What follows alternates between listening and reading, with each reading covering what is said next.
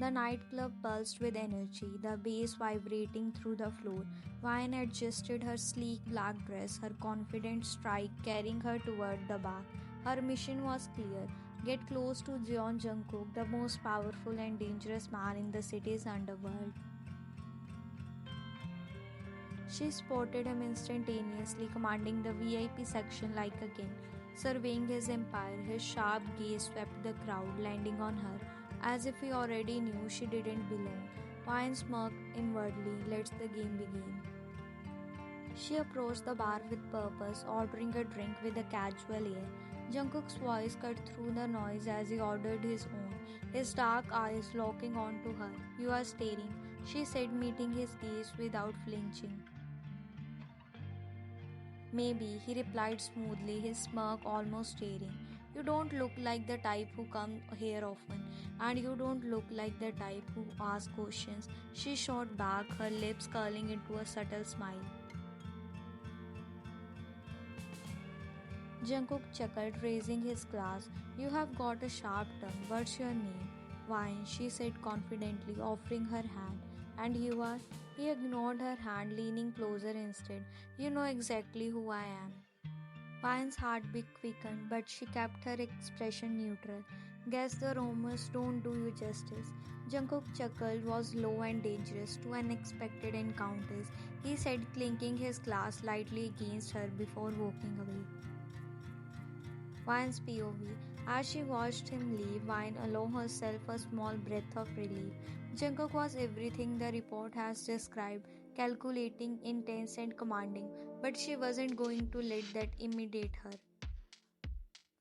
"If I want to bring him down, I have to make him believe I belong in his world." The days following their first encounter was calculated game of cat and mouse. Vine frequented Jungkook's club, always ensuring her presence was noticeable but never desperate.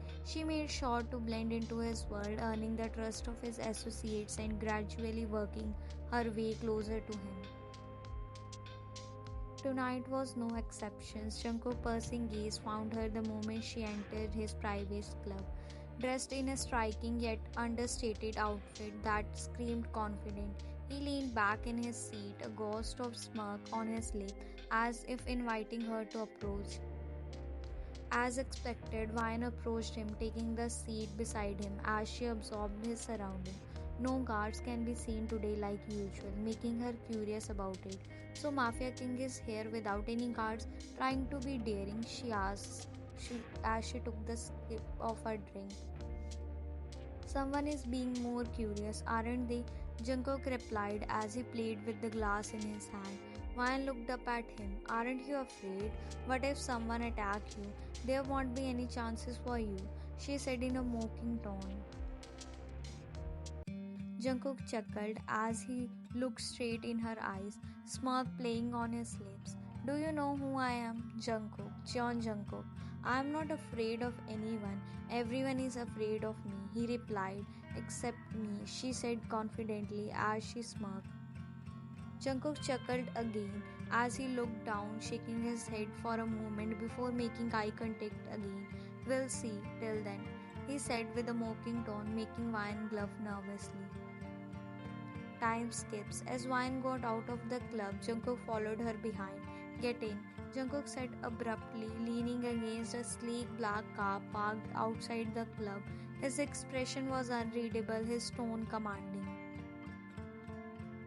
Vine hesitated just long enough to sell the act of uncertainty before nodding. "All right," she said, sliding into the passenger seat. As they sped through the quiet streets of the city, Jungkook finally spoke. "You have been hanging around a lot. What exactly are you looking for, Vine?" Vine turned her head, meeting his gaze head on. "Maybe I am looking for a way out of mundane," she replied, her voice steady. Jungkook chuckled, the sound low and dark. "My world is anything but mundane. It's dangerous. You don't seem like someone who belongs in danger, and you don't seem like someone who cares about where I belong," she countered, a slight edge to her tone. Jungkook's smirk widened. "You have got guts. Most people don't talk back to me. Vine held her ground. Maybe that's because I'm not most people. For a moment, silence filled the car, broken only by the hum of the engine. Jungkook glanced at her again, something unreadable flickering in his eyes. You are interesting, Vine. I'll give you that.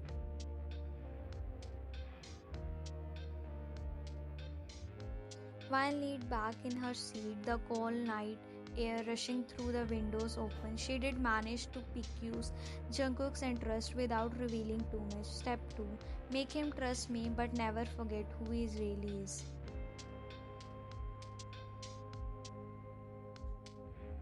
As the car pulled up outside her apartment, Jungkook's voice broke through her thoughts. Be careful, Vine. You never knew who's watching. Vine asked a bro. Is that a warning? Take it however you want. He replied, his smirk firmly back in place. She stepped out of the car, her confidence unwavering. Good night, Jungkook. As the car disappeared into the darkness, Vine allowed herself a small, satisfied smile. He was beginning to let her in, but she knew this was just the beginning.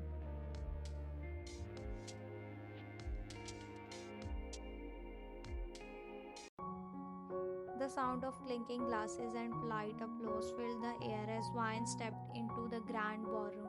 The charity gala was a surprising change from the chaotic nightlife she had grown accustomed to in her mission. Tonight event was in support of a local orphanage, and while it seems out of character for a mafia king, Jungkook was listed as the event's main donor. Her sharp gaze scanned the room until they landed on him. Jungkook stood near the stage, dressed in a sleek black suit that made him look every bit the untouchable figure he was. His sharp features softened briefly as he shook hands with orphanage director, a moment of genuine warmth flickering across his face. Vine approached him cautiously but confidently, champagne flute in hand. Didn't peg you for the charitable type, she said, her tone light but probing. Jungkook turned, his expression unreadable. And what type did you peg me for? Dangerous, mysterious, generous wasn't on the list, she replied, holding his gaze. A corner of his mouth lifted into a smirk. Even I have my surprises. As the evening progressed, Vine kept her distance, absorbing Jungkook as he mingled with the attendees. She didn't accept him to approach again, but as she prepared to leave, she felt a hand lightly brushed her elbow. Leaving already? Jungkook's deep voice made her pause. I thought the event was winding down, she said, turning to face him. Come with me, he said suddenly, his tone leaving no room for argument. Vine blinked, caught off guard by the directness of his request. Where? You'll see, Jungkook replied, already walking toward the exit. Hesitating for a brief moment, Vine followed. This could be an opportunity to learn more about him or a trap. Either way, she wasn't going to back down. The car ride was silent at first, the tension thick in the air. Vine finally broke the silence. You still haven't told me where we are going. You ask a lot of questions, Jungkook said, his eyes fixed on the road ahead. You gave me a lot of reason to, she shot back, her voice calm but firm. I am not exactly in the habit of getting into cars with men who barely answer. His lip quivered into a faint smirk. You'll understand when we get there.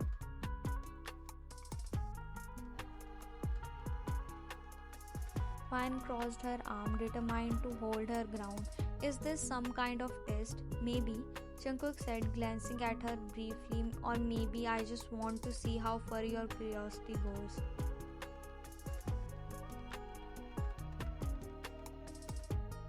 She didn't respond, choosing instead to watch the city lights blur past the window. Her instinct told her to stay alert, but a part of her was intrigued by the layers Jungkook was slowly revealing. The car finally came to a stop outside a modest building. Vine frowned as she stepped out, taking in the faded paint and the simple sign that read Hope Orphanage. Why are we here? She asked, her tone more curious than accusatory. Jungkook didn't answer immediately. He gestured for her to follow as he pushed open the gate. Inside the hallway were dimly lit, but the air was filled with the sense of quiet peace. This place, it's where I grew up, Jungkook said finally, his voice quieter than she ever heard it. Vine stepped fluttered slightly, but she quickly composed herself. You lived here? For a while, he admitted, stopping in front of a wall covered in children's toys.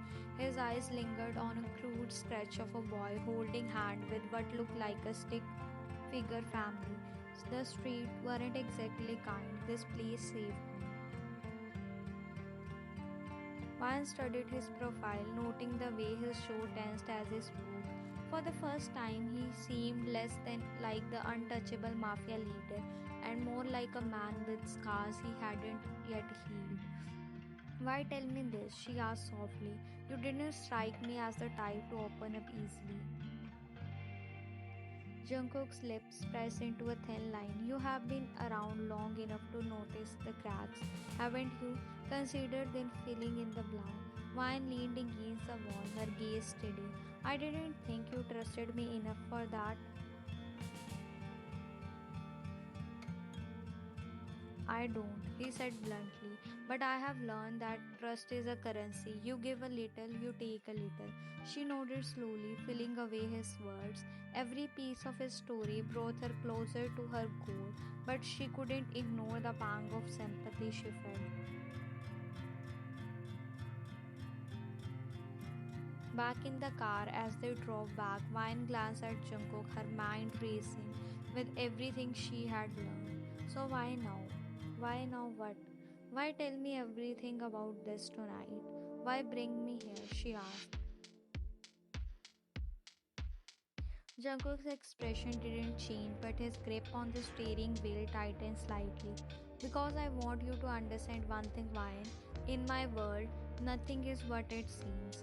Cryptic as always, she said, her tone half teasing. Life isn't simple, neither am I. The car pulled to a stop outside her apartment. Jungkook didn't say anything as she got out, but his eyes lingered on her as she walked away. Vine entered her apartment and leaned against the door, exhaling deeply. She had seen a glimpse of Jungkook's humanity today and it was dangerously compelling, but she quickly reminded herself of her mission. This doesn't change anything. Time skips. Vine sat in her small, dimly lit apartment, staring at the encrypted message on her phone. The words seems to blur as her heart raced. We can't wait anymore. Jungkook's operations are spreading like wildfire. Be ready, the raid happens tomorrow. Her grip on the phone tightened, her mind flooded with memories of past month, her time with Jungkook, the moments that had chipped away at the cold, calculated image of him she did carried into the mission. She closed her eyes and the scene playing like a reel in her mind. She remembered the first time she saw him save a little girl who had been in a car accident. The entire world thought he was heartless, but she saw him kneel beside the crying child, offering comfort until help arrived. Then there was the elderly woman in the hospital who had lost her family. Jungkook had quietly covered her medical expenses and visited her daily until she was discharged. And then the night he confided her about his past, the scar he carried, the betrayal that had hardened him, his word lingered in her memory. People think I am a monster because that's what they need me to be. But I have never stopped being human, no matter how much they want me to be. She hasn't realized it at the time, but those moments has changed her. Somewhere along the line, she had started to see him not as a target but as a person, and now the thought of betraying him felt like a dagger to her heart. How did this happen? She whispered to herself, tear brimming in her eyes. Her duty weighted heavily on her. She has taken an oath to uphold justice, to expose criminals like Jungkook. Yet, as she sat there in the silence of her apartment, the lines between right and wrong blurred. Was justice so black and white? Could she really call him a criminal when she had seen the humanity in him? The kindness that no file or report could ever capture.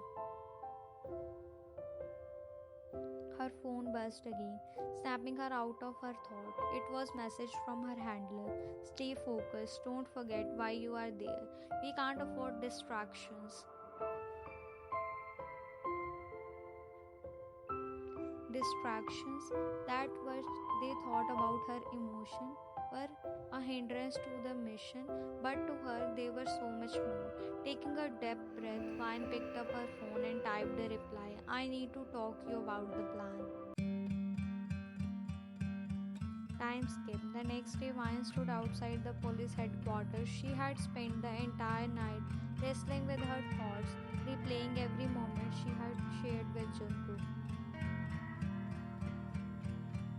She remembered the warmth in his voice when he spoke about the orphanage he funded, his eyes softening when he mentioned the children who called him young.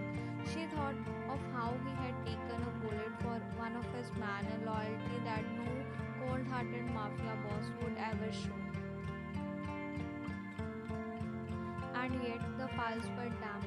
The evidence painted him as a ruthless kingpin, a man who thrived on chaos and destruction. Her handler greeted her with a curt note as she entered the briefing room. Vine, are you ready? No, she said, her voice steady despite the terminal inside her. Her handler frowned. What do you mean? I mean, I can't do this. She replied, I have seen the things that don't match the profile we have built on him. He's not the monster we think he is. The room felt silence. Her handler's voice turned sharp.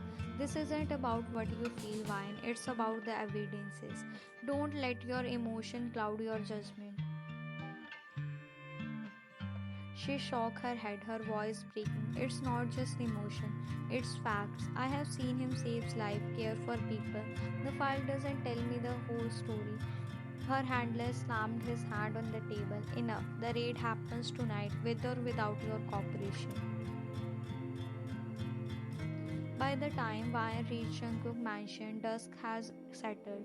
The looming sense of finality in the air made her chest tighten.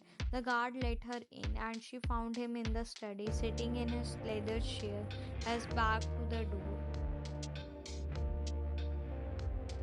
You are here, he said, his voice calm but laced with something she couldn't quite place. I need to tell you something, she began, her voice trembling.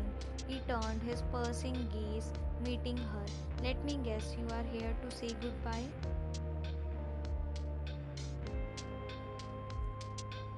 Her heart sank. You knew? He leaned back in his chair, a bitter smile playing on his lips. Of course I know, Vine. Or should I say Officer Vine? She froze, her breath hitching. Since when? Since the beginning, he admitted. You are good, but not that good. I kept you close because I wanted to see how far you did go. Tear welled up in her eyes. Then why didn't you stop me? His gaze softened for a moment because somewhere along the way you stopped being my enemy. Before she could respond, the sound of echoed through the mansion. Chaos erupted as Jungkook man scrambled to defend the property. Vine's handler and his team stormed in. Vine found herself in the middle of the fray, torn between her duty and her heart. She spotted her handler taking aim at Jungkook. Move, Vine, he barked. No, she screamed, stepping in front of Jungkook, her handler face twisted with rage. Vine, get out of the way. Jungkook stepped forward. Move mine, this isn't your fight. Tears streamed down her face. No, Jungkook, you are not the monster they think you are. Please don't do this. For a moment, the chows around them faded, then rang out. Vine's handler collapsed and Jungkook lowered, his face unreadable.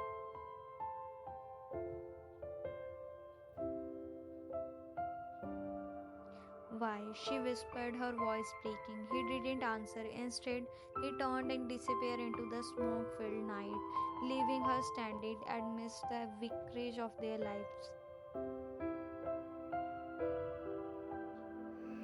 Month passed and life moved on, but Vine couldn't forget. No matter how hard she tried, that night in Jungkook's words echoed in her mind.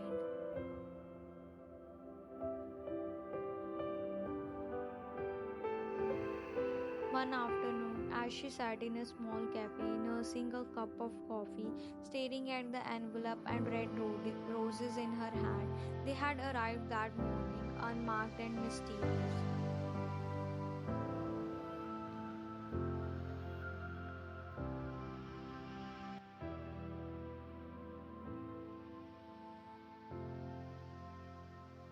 She closed the letter, tears streaming down her face.